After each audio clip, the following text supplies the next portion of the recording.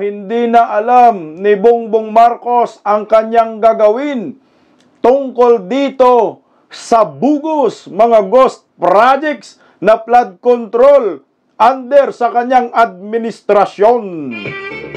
Pero bago ang lahat po mga kabisdak, marami pong mga pasabog ngayong na pag-uusapan po tayo dito sa Bisdak Pilipinas, lalo na po itong si Senator Panfilo Lacson at si Congressman Toby Tiangco. Palike po muna, pa-share, pa-subscribe at pakipindot po ang inyong notification bell upang lagi po kayong updated sa ating mga video. At maraming salamat sa patuloy na pagsuporta sa Birada Agila. Mabuhay po kayo. Magandang gabi dyan sa live comment section. Maraming salamat sa mga moderators, silent subscribers and followers ng Team Bisdak Pilipinas. Magandang gabi ho sa inyo. At syempre, magandang gabi sa lahat ng mga Escunians, Duterte diehard supporters, Bantag supporters, sa lahat po ng mga KOJC katutubo saan mang panig ng Pilipinas. Ang tindi po na nangyayari po ngayon sa gobyernong Marcos. Wala na, mukhang natuliro na po siya dito. Hindi na niya yata kaya, mag-resign ka na lang kaya, Nyor, no? O ito, ano bang hinintay natin mga kababayan ko? Tara na! Palike, bisda ka na! Ito po ang ating pag-uusapan ngayon sa Bisdak Pilipinas. Senator Panfilo Lacson may pasabog tungkol sa mga maanumalyang flood control projects under Marcos admin na umabot na nga ho ng 1.2 trillion pesos awards. Bebe, mukhang hindi na kinaya ang problema. Naglakad na lang sa kawalan. Yer, wala na. Bakit ganyan? Binidyohan ninyo naglakad siya mag-isa. Nasaan yung mga PSG dyan? Bakit iniwan ho ninyo? Grabe, anong klaseng trip yan? Drama ba yan? Ayon po kay Senador Toby Tiangco.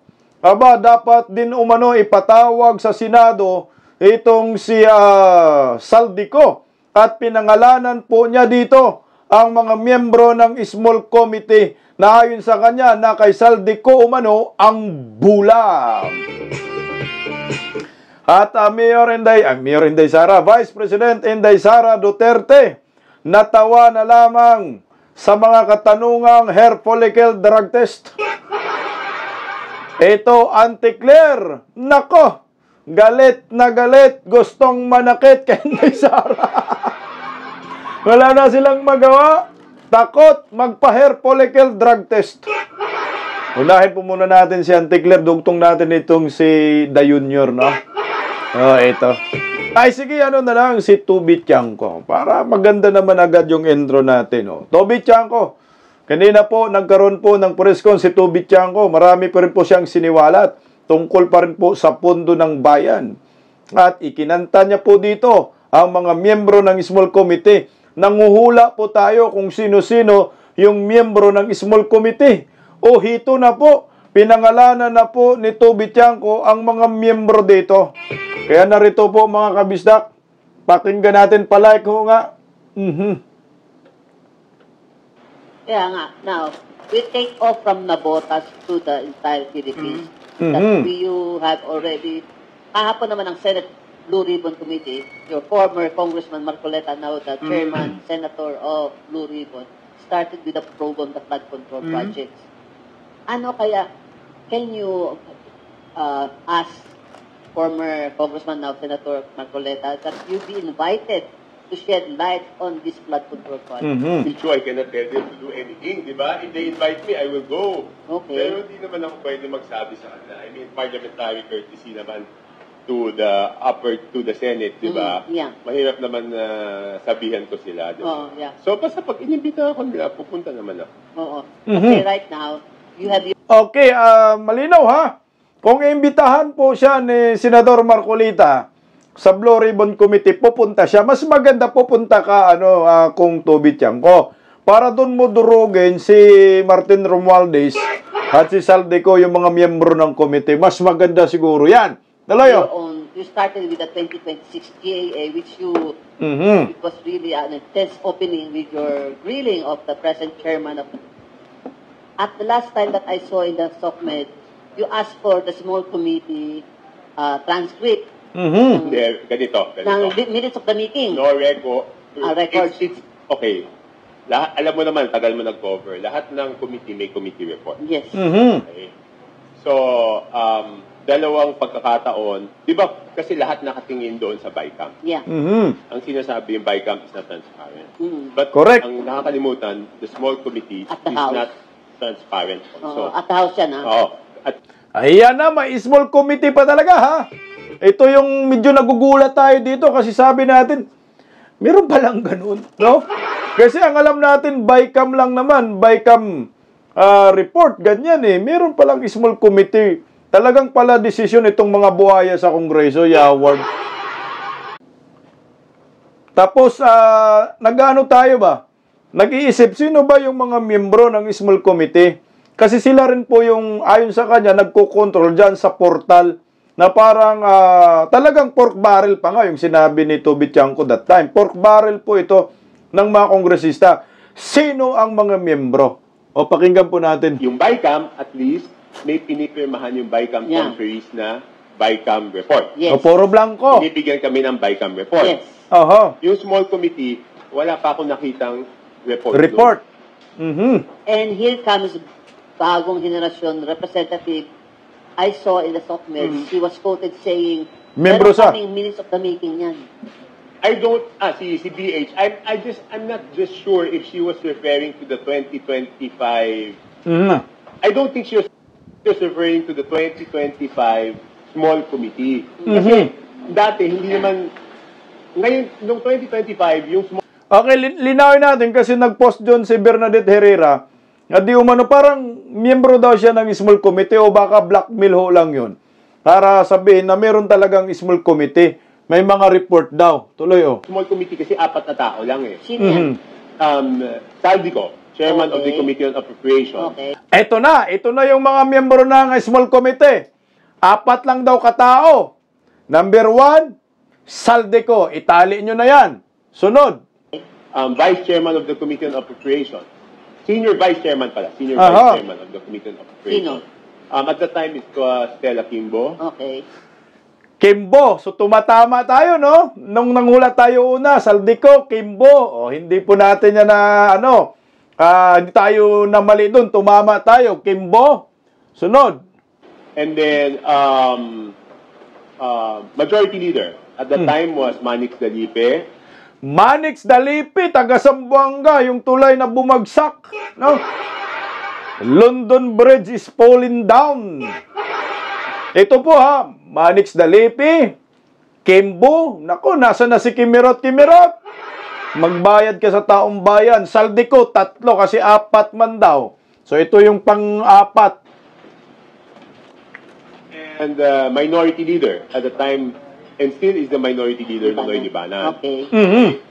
So, Si Libanan, Nonoy Libanan, yung kabardagulan ng anak ni Marcolita, yung talagang ang laki rin ng tiyan, buhayang-buhaya rin eh. Okay ha, ulitin natin. Lista nyo po, kasi ito sinabi na ni Toby Chanco, kasi naghahanap tayo, sino ba miyembro nito? Kasi sila raw yung parang mag-approve sa portal eh. Ayon kay Toby Chanco, Saldico, Kimbo, Manix, nahimik na si Manix ngayon ah. Kasi natalo, di ba? At si Libanan, Nonoy Libanan, nandyan pa rin ngayon sa Kongreso, kamakailan. Nakaribat ng anak ni Marcolita, Congressman Marcolita, so 4. So ang kanilang poon, si Tambaloslos. Grabe, kaya pala to si Manix, no? Pag makapagtanggol kay Romualdez, matindi eh. Kala mo hindi taga Mindanao, akala mo hindi nating kababayan, hindi kababayan ni Tatay Digong, Inday Sara. Pag makabanat kay Inday Sara, sobra-sobra. Isa rin pala siya sa miyembro ng small committee. Ito po yung kini-question ng Toby Chanco ngayon.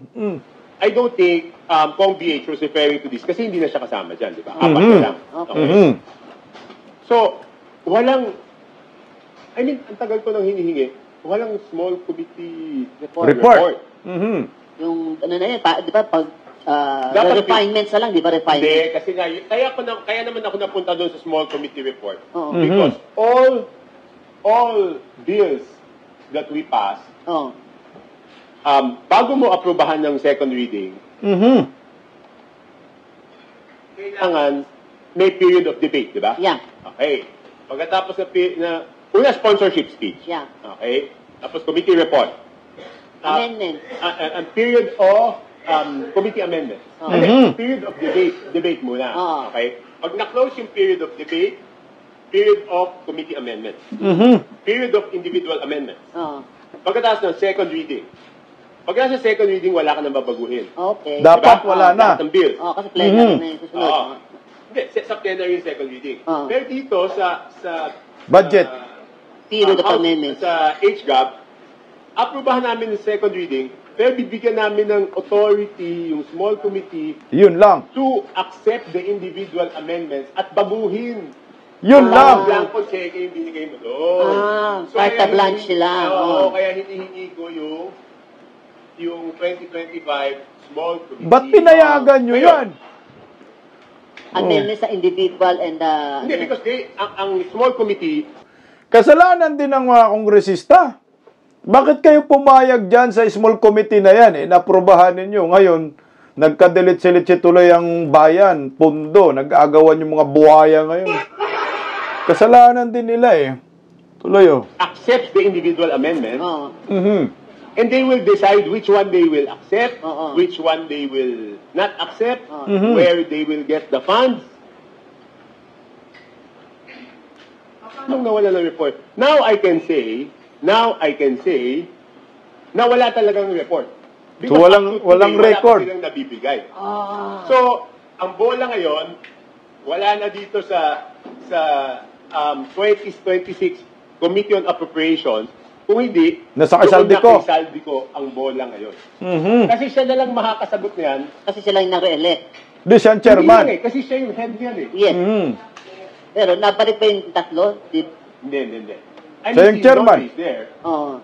Pero let's ask Saldico, because Kasi chair chair siya, imposibleng ikaw chairman, na walang kopya. hindi mo alam kung ano nangyari. And Exactly. where is Saldico right now? He got re-elected, di ba? Buhay pa ba? Did you see him already at the No. house up to now? No. Anong latest words? Hindi ko alam eh. Hindi mo alam. Hindi kayo yung nagkikita sa bata. Nagkita ba kayo nung Monday? Okay, nasa ang bola nasa kamay ni Saldico. Problemado to si Saldico ngayon kasi siya man yung chairman, tapos kongresista pa siya ngayon, tapos si Nunoy nandyan din. Yung nawala, si Manix at si Kimbo. Pero pwede pa rin yan ipatawag. Hindi po pwedeng takasan nila yung kabulastugan nila dyan sa small committee. Ako para sa akin, hindi lang si Saldico ang ipapatawag dito, lahat sila. Yung amo nila kasama si Bunjing dyan.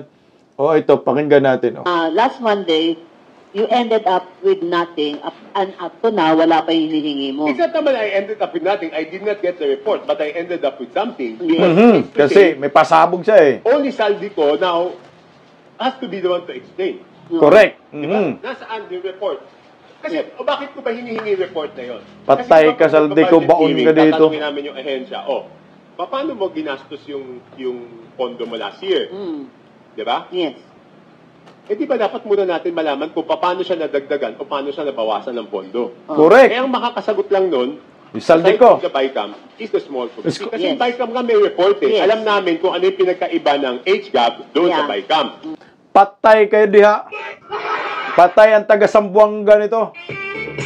Small committee lang ang makakasagot ng lahat na kung ano ang nangyayari sa pundo ng bayan. Lalo na yung mga Blanco, Diyos ko, sila talaga pala ang gumagawa niyan. I think inamin na rin yan ni Kimirot, di ba, ni Kimbo, hindi lang natin na napapansin na parang small committee daw ang nagbago ng amount doon sa BICAM. So ngayon, ito, lumalabas nga, mayroong ang small committee. Ito yung mag-a-approve, pag pumasok ka sa portal, pork barrel, silang apat mag-a-approve. Siyempre, bago siguro sila mag-approve, kailangan din ni speaker na approval yan. Pero yung net to HGAB, hindi namin alam Oh. kung ano yung pagkakaiba. So ngayon, ang bola na kay Saldico. Pero since Tingnan mo ha, kaya pala yung Department of Budget sabi na wala na kaming mga mga parang big ticket projects dahil binabago eh. Binabago yung National Expenditure Program. So ang nagbabago yung small committee ni Tambaloslos. Kaya dapat ipatawag tong mga to sa Senado. na-mention nyo kanina si Congressman Ong, ulit ako sinasabi na siya na yung makakasagot sa ganito. Because diba, sino pang makakasagot? Wala na records eh. Pag hindi pa niya nasagot yan, nako, ano nangyari dyan? Paano napalitan yan nung imposible? Tsaka sabi nga ni Vice President Sara Duterte noon, there are only two people who Di tama, si runs Inday. the budget. Correct. Sabi ko and the Speaker. So ngayon po, do you support the idea po na ang dapat na number one na ma-invite sa mga Senate hearing regarding po sa mga flood control projects ay si mismong Congressman po? Yes. Agree. Patay. Dapat po itong sa Sardico ay umattend talaga sa mga ganitong pagkikin. Kung wala po siyang tinatag. Nako! Mas maganda mag-abot kayo, Toby Tiangco, ni Saldico, doon sa Blue Ribbon Committee kay Senador Marcolita. At saka hindi lang siguro si Saldico.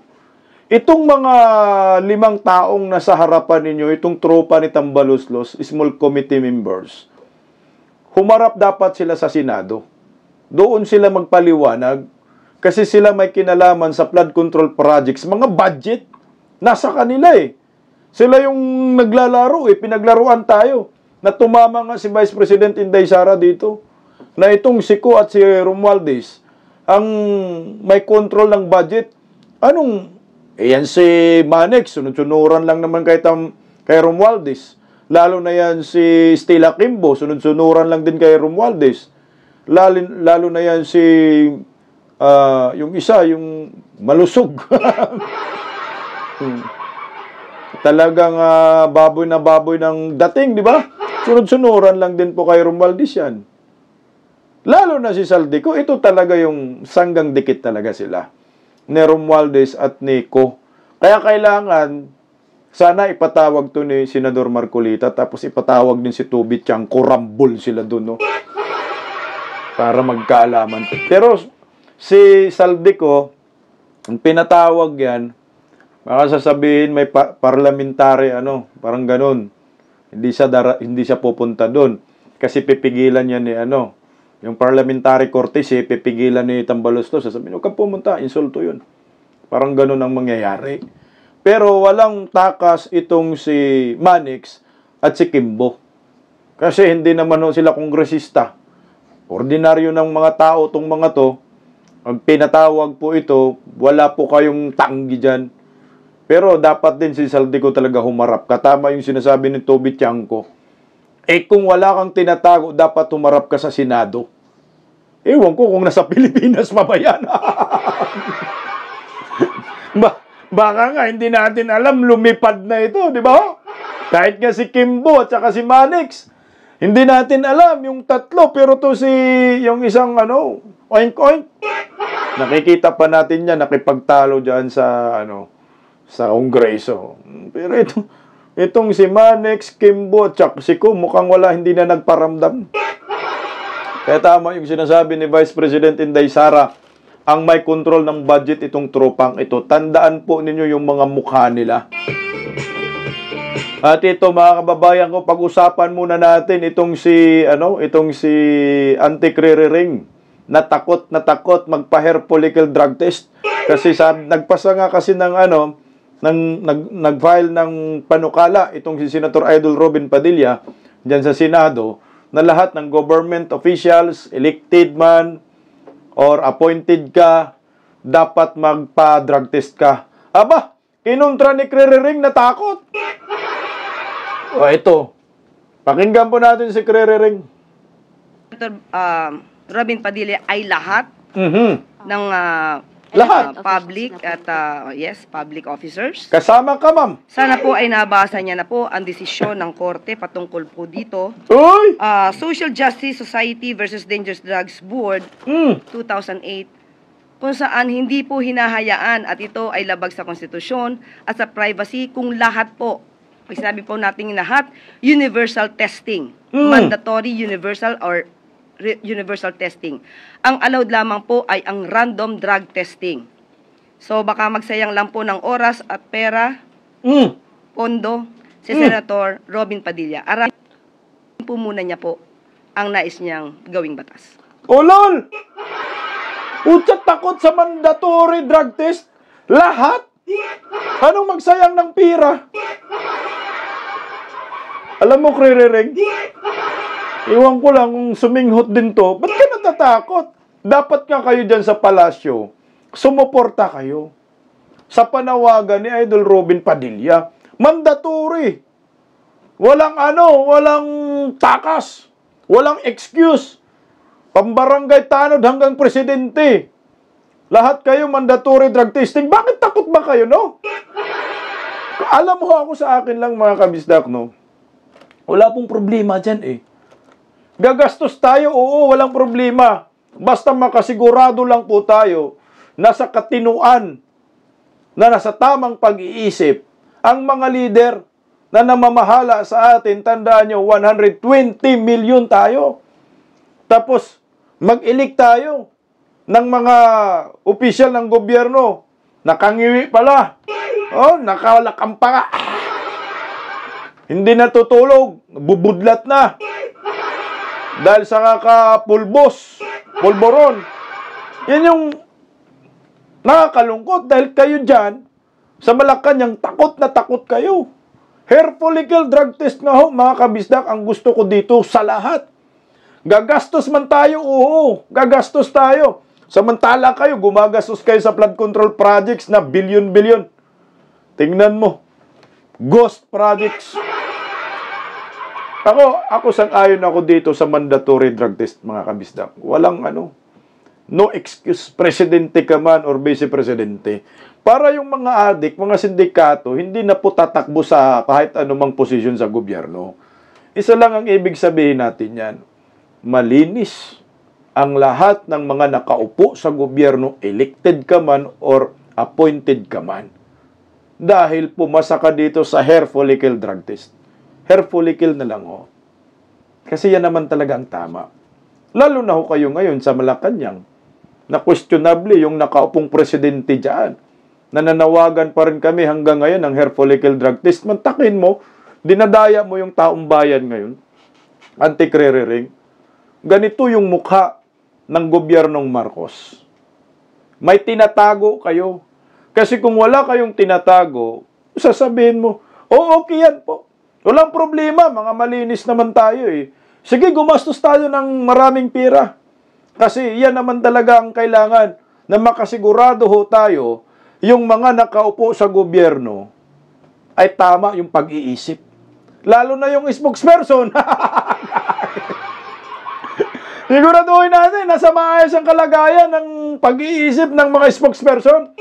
Kasi kung ano-ano na pong binabatot pinagsasabi, lagi na lang Duterte, wala na eh. At takdog ang datingan, meron pa sa House of Representatives. Si Princess. Meron pa si Bukoy. Diyos ko, lang. Medyo maayos-ayos lang na spokesperson sa Office of the Vice President. At saka dun sa Supreme Court. Pero ito talaga sila, mukha pa lang, wala na, buwisit ka na. Tingnan mo, binabanatan si Vice President Inday Sara, yung question ni Inday Sara, yung tungkol sa yung tungkol sa DepEd, na bagsak talaga yung Department of Education ngayon. Totoo naman talaga, pakinggan natin. So, ma'am, clarification lang po. Sinasabi niyo po na hindi po kayo pabor. I mean, Hindi ko sinasabing hindi pabor. apo. Yan ay labag sa batas. Apo. Thank you po. Ulol! may pasubra pa pala. Hindi niya sinasabi na hindi siya parang ayaw niya sumang-ayon dito kay Senator Idol Robin Padilla. Yan daw ay sinabi lang niya labag sa batas. Ano ba, paping? Bariho lang po, hindi ka sumang-ayon. Ayaw mo magpa-hair follicle drug test. Kasi nga, kung gusto mo magpa-hair follicle drug test, animal, bakit meron ka pang sasabi-sabi na, ito labag sa batas. Anong labag sa batas? Walang labag sa batas yan. Kailangan nga, gagawa nga ng batas si Idol Robin Padilla.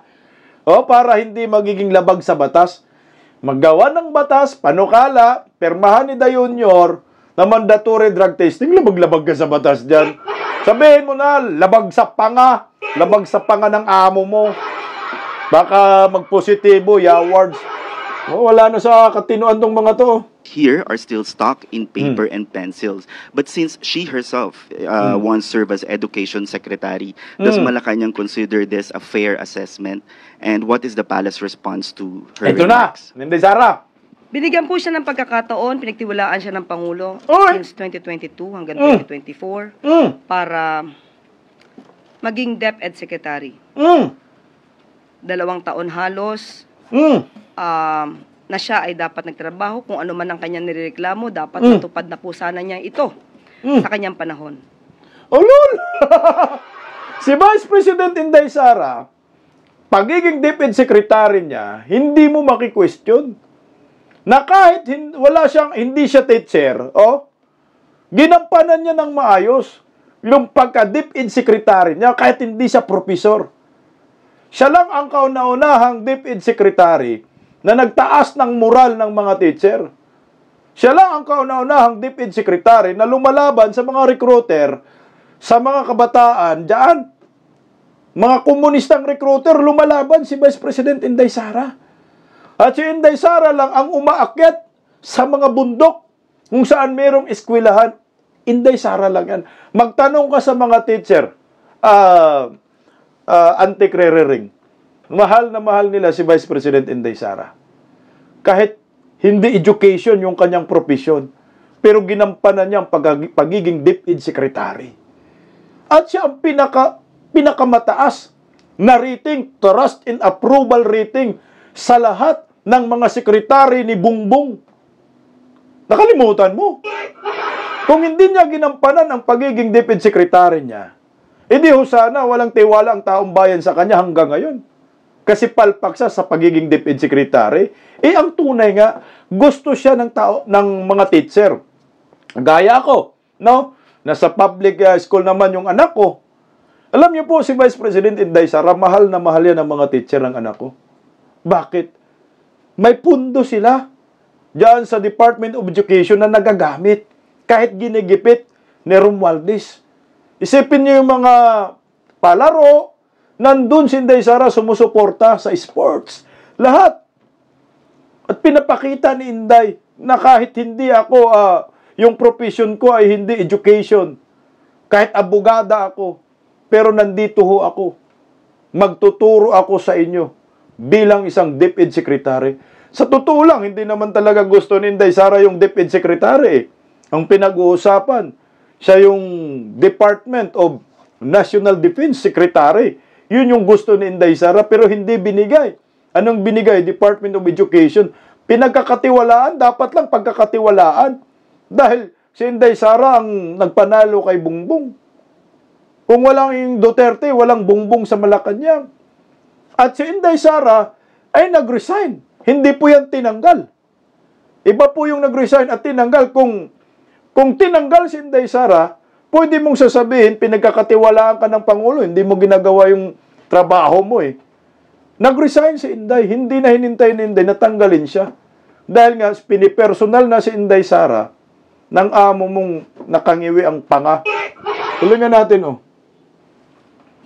Ang pagtitiwalang ito ay sa kanyang reklamo ngayon, nagre-reflect lamang na bilang siya ay naging DepEd Secretary ay a complete failure. Oy!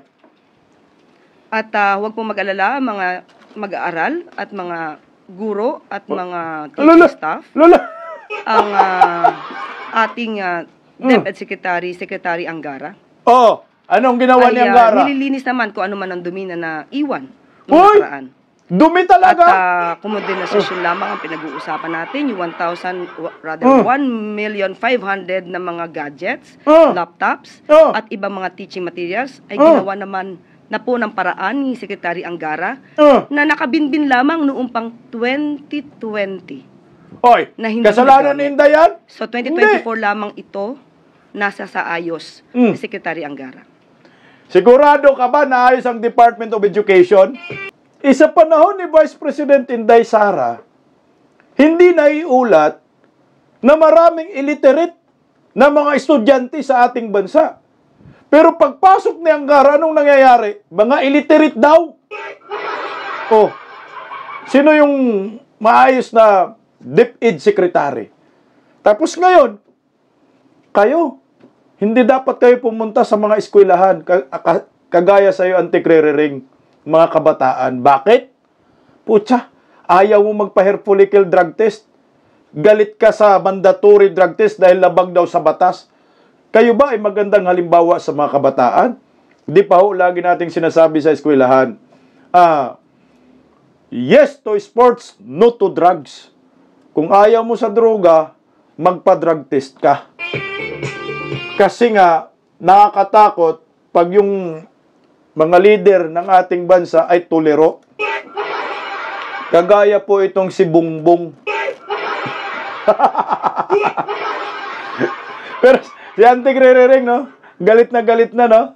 Galit na sa Inday Sara, pero si Inday Sara tumatawa lang. O, ito, Auntie Kreriring. Yung response ni Vice President Inday Sara dyan, pakinggan natin.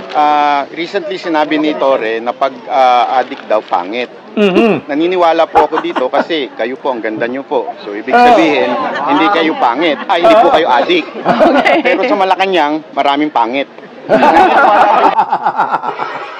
Sa Malacanang daw, dahil maraming pangit, isa na si Auntie Kreriring dyan. Pati yung amo niya, binabanatan ni Inday Sara dyan. Ba kayo na pag-addict ay pumapangit talaga? Talaga? Okay lang, ma'am. Dali lang. Naalala si CDM. Unang-una, bago yung kakatawanan ha.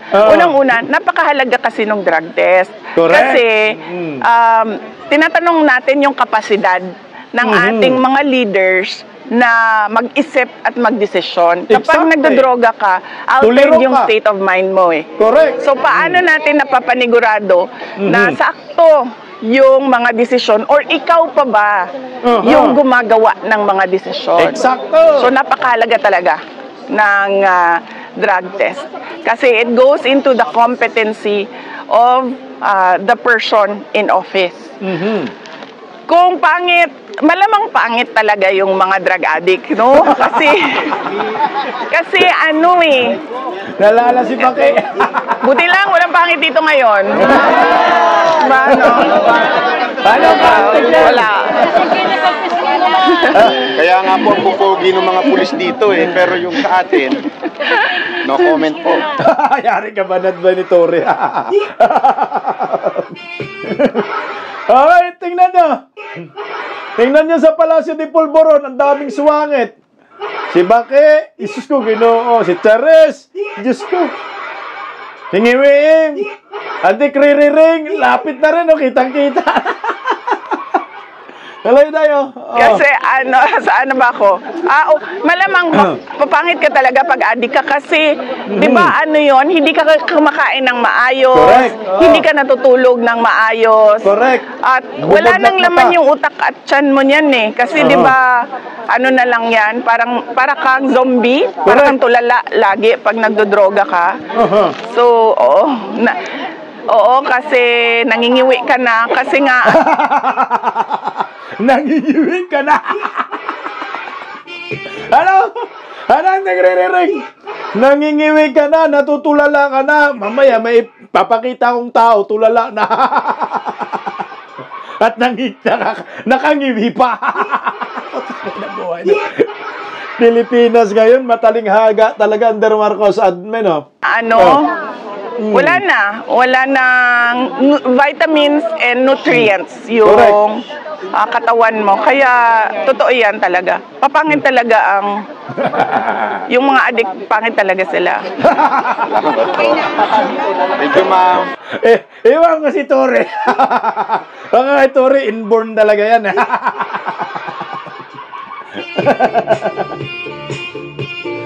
Alam niyo po, dapat talaga ang palasyo, yun mangunguna dyan sa hair follicle drug test. Bakit ba sasabihin ninyo na labag sa batas yung mandatory drug testing sa lahat ng mga government official. Ba't kayo takot ang trikerering? Talagang may sanib, no? Sila dyan, no? Kagaya ho nito. Yung puon nila, wala na, naglakad-lakad na lang.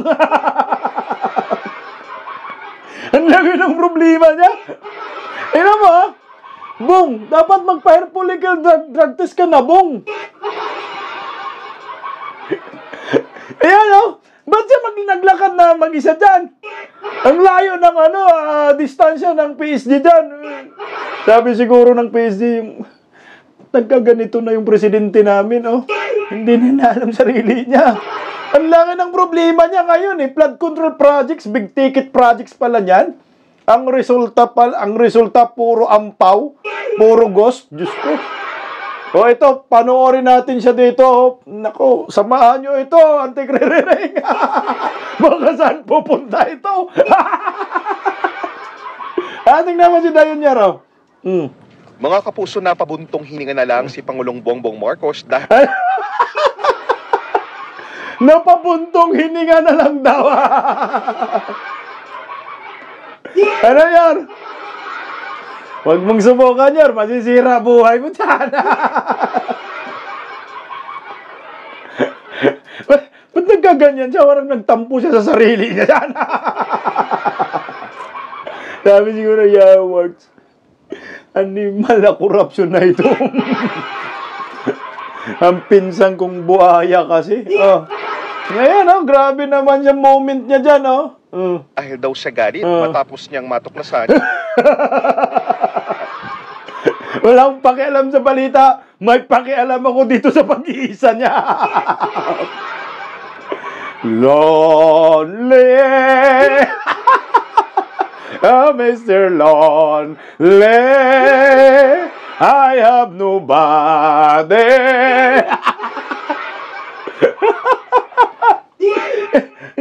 Hindi niya na alam anong gagawin niya sa malaking problema niya ngayon. Sabi niya, hayaan niya ako mag-isa. Maglasing ako. Magsingot ako. Magsingot. May mga moment pa talaga si Dayon dyan, no? Hinayaan din, no? Sabi, picture mo nating galawin, buwisit yan eh. Nabuwisit daw siya eh. Ang isang ghost flood control project sa isang bahagi ng Pulong wala na, tingin-tingin siya sa kaliwat kanan. Hinahanap niya yung flood control projects na.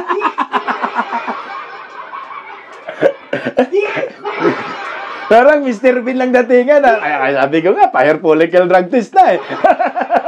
Tingnan mo, kawawang presidente naman yan. Dito sa Barangay Piel, sa Baliwag. Yan na, tinignan mo. Yan mga flood control dyan. Hindi naman sinamahan ni Bakay dyan. Baka biglang tatalon sa flood control. Ito talaga. Bulacan. Sa Pangulo, 220 meters na reinforced concrete river walls na nakakahalaga ng mahigit 55 million pesos ang dapat na nagawa. Pero sa isang surprise inspection ng Pangulo, wala siyang nakita kahit ano. Wala na lang mahanap.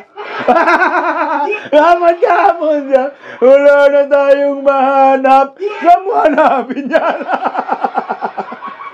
Hair follicle. Wala na tayong mahanap. Sana ba? Buwag, huwag kang maghanap. Nasa bulsa ng pinsan mo. Baka naman talaga, alam mo yan, naghahanap-hanap ka pa kunyari eh. Jesus ko, kawawang presidente man yan. Tuloy tumawa pa!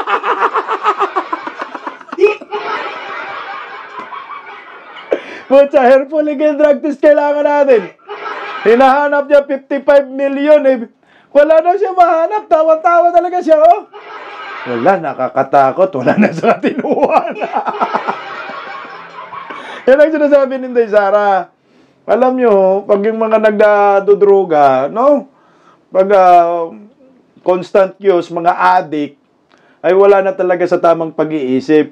Hindi ko naman sinasabi si Dayon yung wala na sa tamang pag-iisip, ha? Pero ba't tumawa dyan?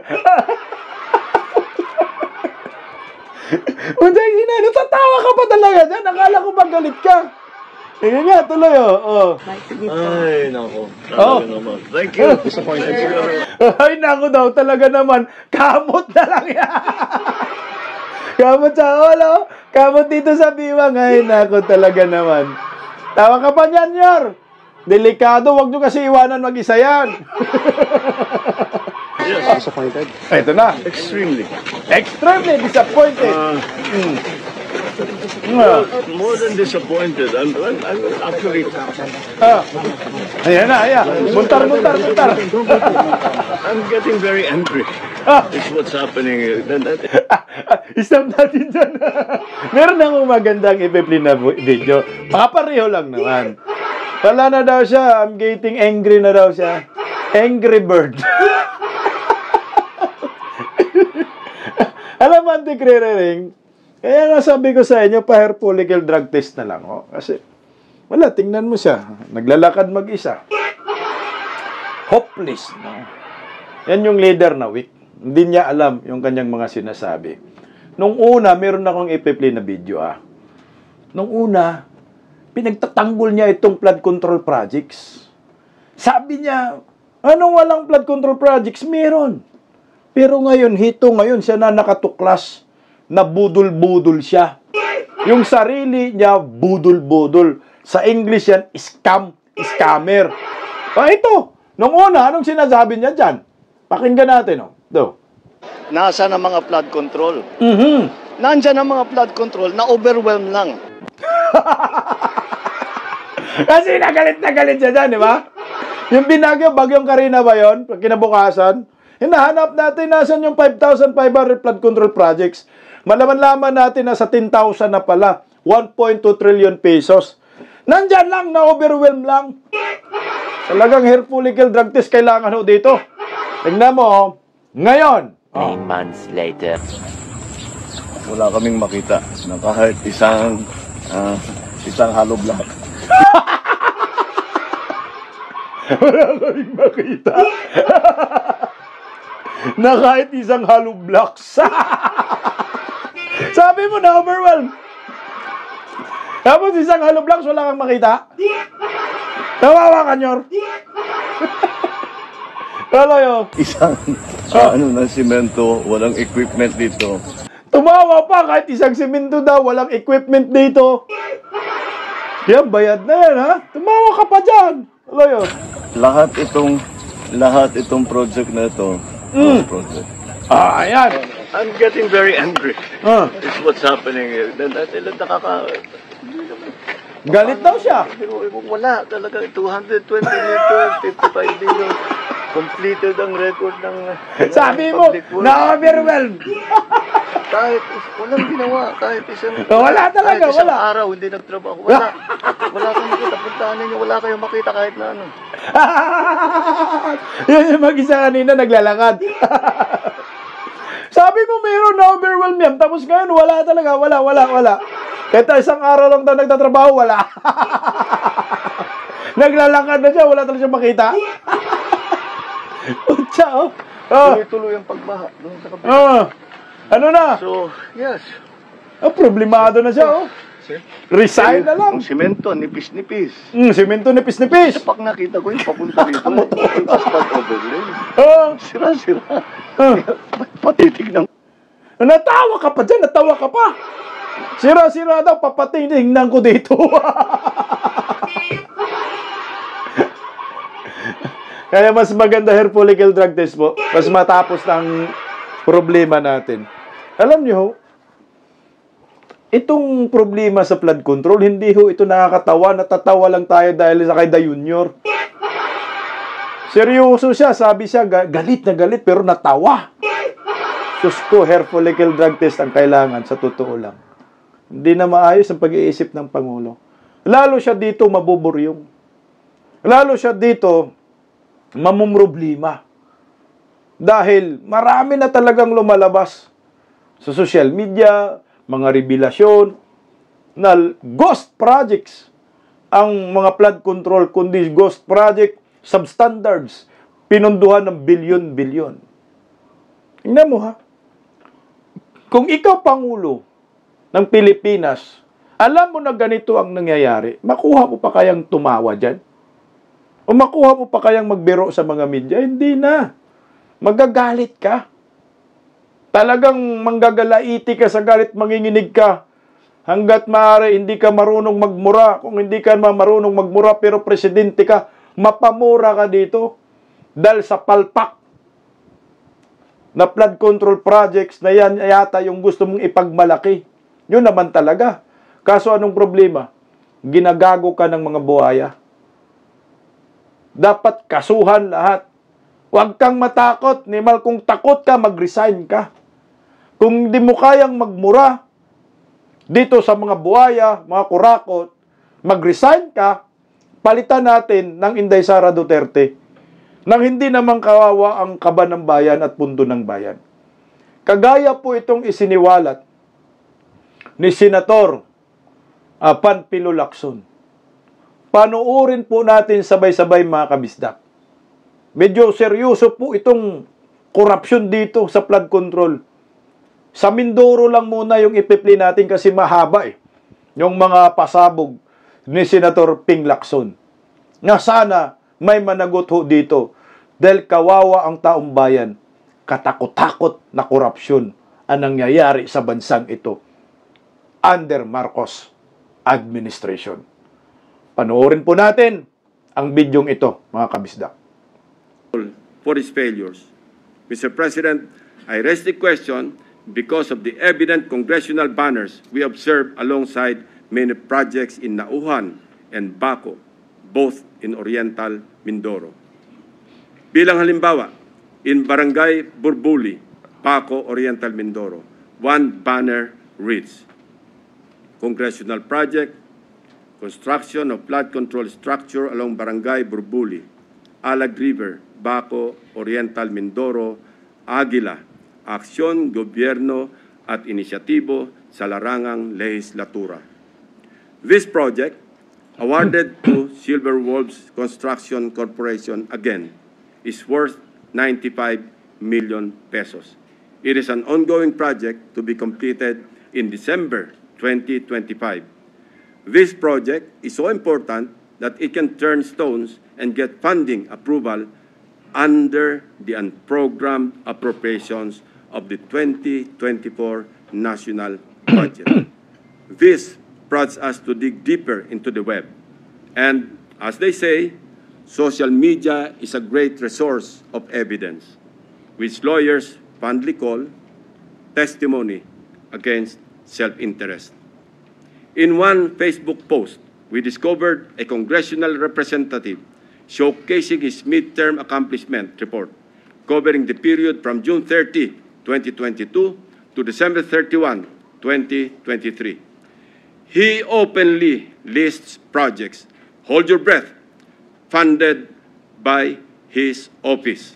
I repeat, funded by his office, including flood control and river protection initiatives. From Aguilas Baco, let us travel to Aguilas Nauhan, also in Oriental Mindoro. Mr. President, Nauhan is among the beneficiaries of 3.6 billion pesos worth of projects, while Baco proudly lists 807 million, all of which is attributed to and owned up by the office of the congressman. Hindi lamang po ito ang maswerteng napondohan. Isa pa sa pinagmamalaki ng mga pag-angking congressman ay ang flood control structure sa Butas River, upstream, Barangay San Jose, Nauhan, Oriental, Mindoro. We took time to visit the project, Mr. President, which he referred to as a national project through congressional allocation. The project was awarded to Raymond Builders for 231 million pesos. At hinugot pa rin ito sa unprogrammed funds. Dalawang projects na po ito ng Aguila na natuklasan naming mula sa unprogrammed funds.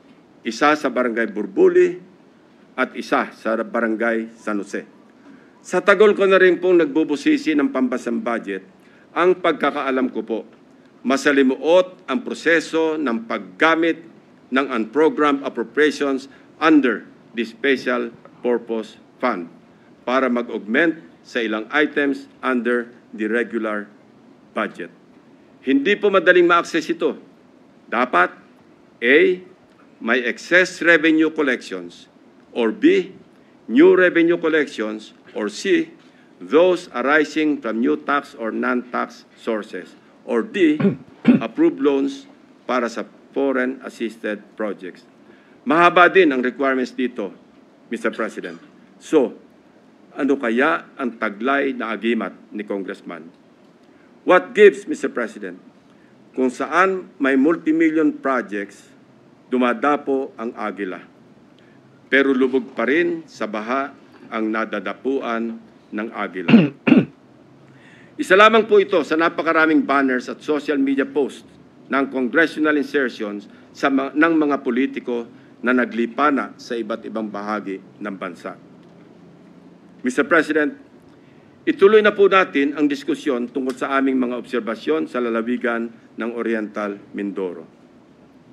Without taking anything away from the good but suffering people of this province on the legitimacy of their needs due to its high flood susceptibility, I want to speak of the billions of appropriations for flood control projects poured into this province in Luzon's eastern flank.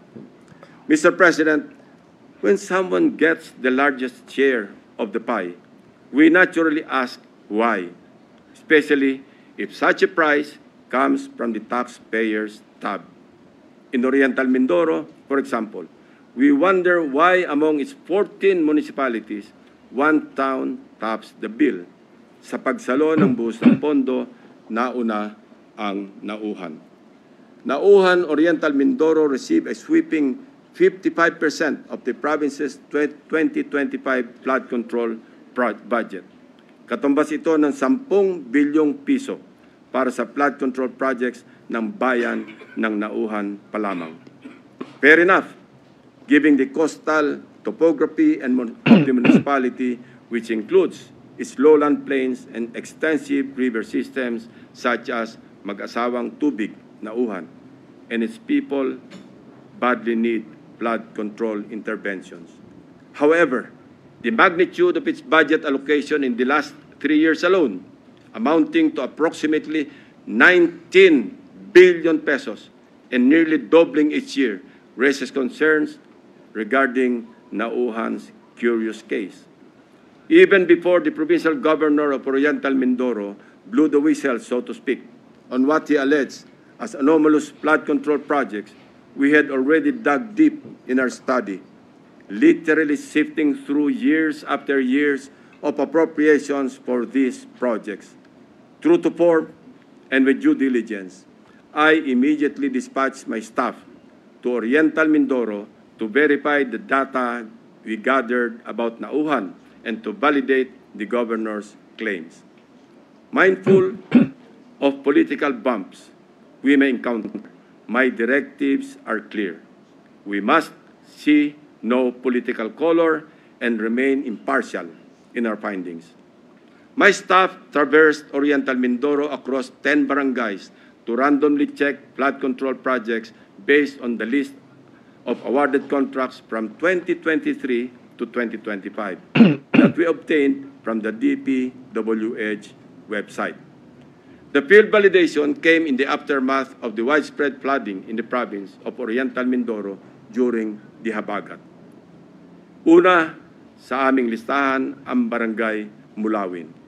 Sa 70 barangay ng Nauhan, Oriental Mindoro, ang Barangay Mulawin ay nakakuha naman ng 1.9 billion pesos. Sino kaya ang makapangyarihang funder sa Barangay Mulawin? We scoured the budget books from the National Expenditure Program, the House GAB, Senate version, and GAA, as well as the DPWH awarded contracts in Barangay Mulawin. Of the 1.9 billion pesos fund for 8 flood control projects, only 810 million pesos for 3 projects was included in the President's budget or NEP. The remaining 1.1 billion was inserted, I repeat, was inserted in the House version, Mr. President. Rightly so.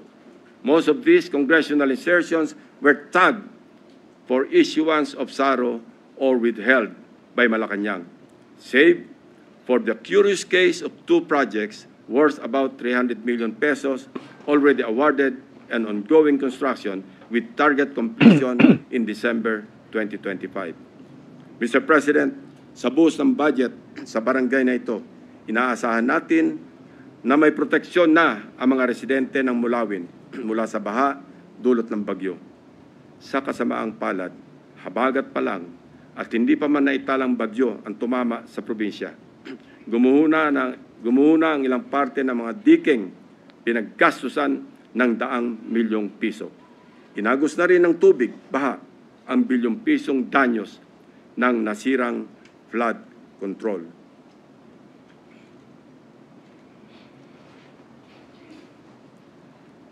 Ito mismo ang parehong barangay na gustong inspeksyonin sana ni Governor Dolor noong nakaraang Sabado lamang, kung saan napabalita ang pagharang sa kanya ng security personnel sapagkat ayon daw sa kontraktor ng proyekto, kinakailangan ng written approval mula sa DPWH bago makapasok ang sinuman sa construction area.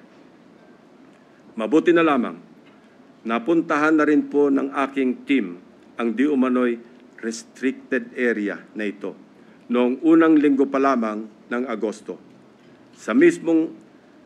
Actually pinagbawalan din ang aking staff na lumapit sa proyekto. Pero sapat na ang kuha ng aming drone upang makita ang mga depekto ng construction dito. Nahalatang gusto ng naturang kontraktor na isikreto dahil sa ginagawang paghahabol upang kumpunuhin at remedyohan ang palpak na proyekto at mapagtakpan ang kanilang kapalpakan.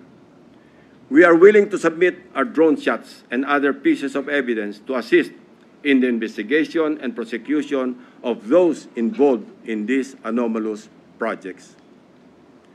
Mula sa aming sariling footage, kitang-kita ang mga bahagi ng road dike na ginawa noong 2024 na gumuho.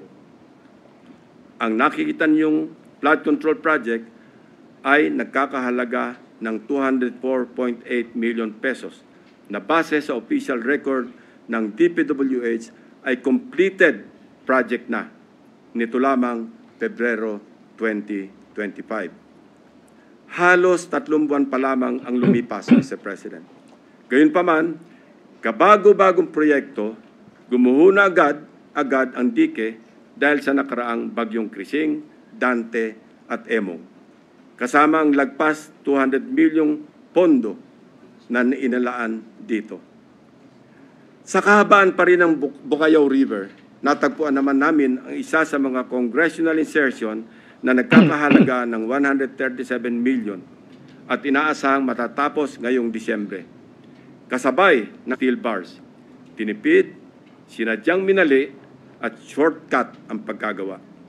Sad reality, Mr. President, is mayroon na rin silang standard para sa substandard. We go to another top billing barangay, Barangay Tagumpay.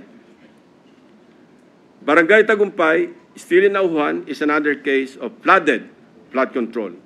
Sa taong 2023 at 2024, halos abot kamay na ng mga taga-Barangay Tagumpay ang Tagumpay na layunin nitong maging ligtas sa mga pagbaha dahil sa halos 2.55 billion piso na pondong nilaan dito.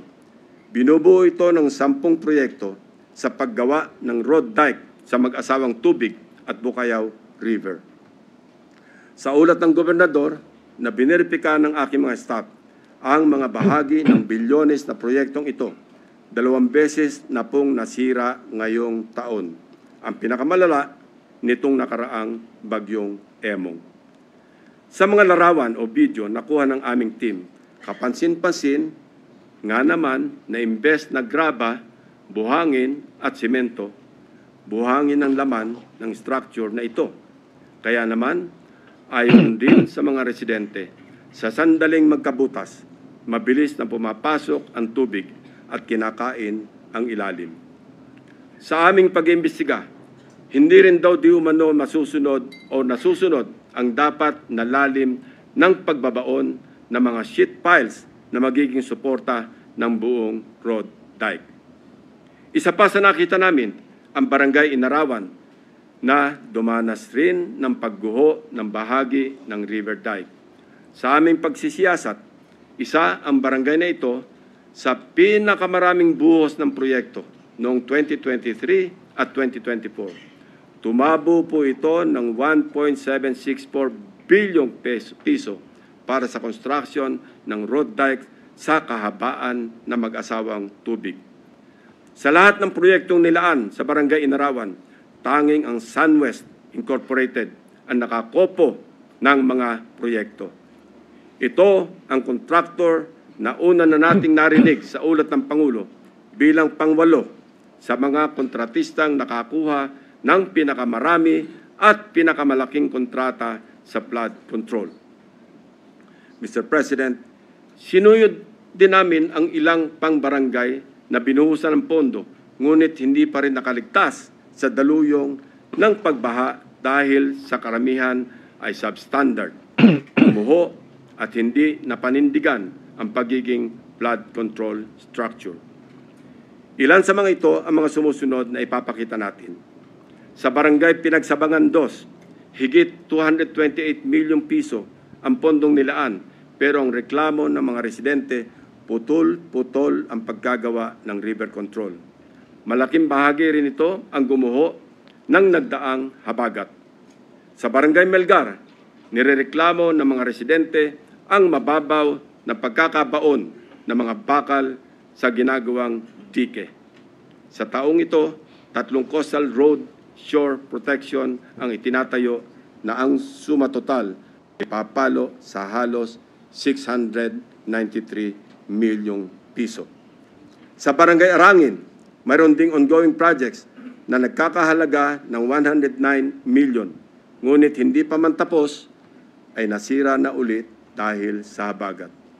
Mr. President, for 3 years, 19 billion na pondo ang ibinuhos para sa flood control sa Nauhan.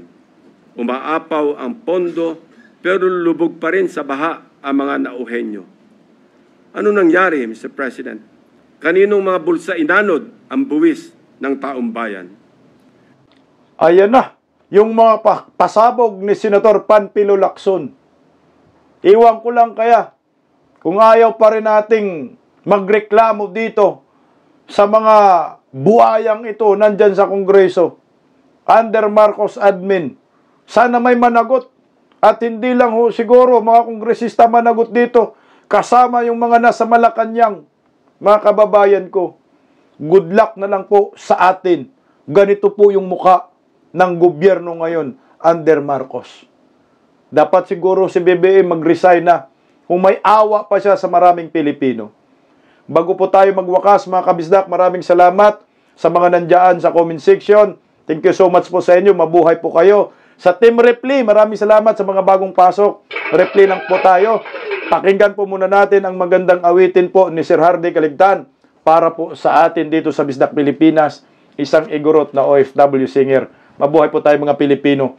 Bisdak Pilipinas, God first. Paggising sa umaga, tanghali at gabi, nakikita ko ang post niya, ang hapdi. Paano nga ba to? Di ako makatanggi. Watch ko na lang at isipin ng mabuti. Bisdak Pilipinas. Bisdak, tinig ng katotohanan. Sa bawat vlog may laban sa kasinungalingan. Mulat ang mata, gising ang masa. Bisdak Pilipinas, para sa bayan, gumigising sa diwa. Sa likod ng kamera, tapang ang dala, walang sinasanto kung mali ang gawa. Hinay-hinay, pero palaban Sa digital na labanan, bisdak, tinig ng katotohanan. Sa bawat vlog may laban sa kasinungalingan. Mulat ang mata, gising ang masa. Bisdak Pilipinas, para sa bayan, gumigising sa diwa.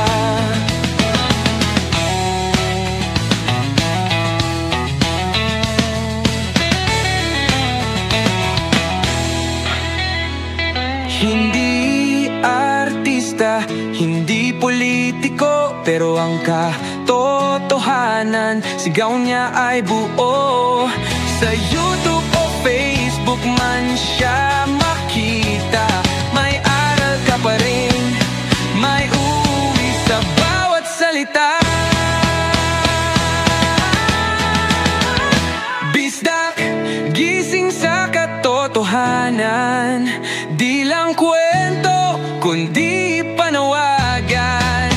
Sa bawat Pilipinong naghahanap ng liwanag, Bisdak Pilipinas, kasama sa pagbangon ng bayan. Bisdak Pilipinas, boses ng masa. Gising ang diwa. Sa vlog mo, may pag-asa.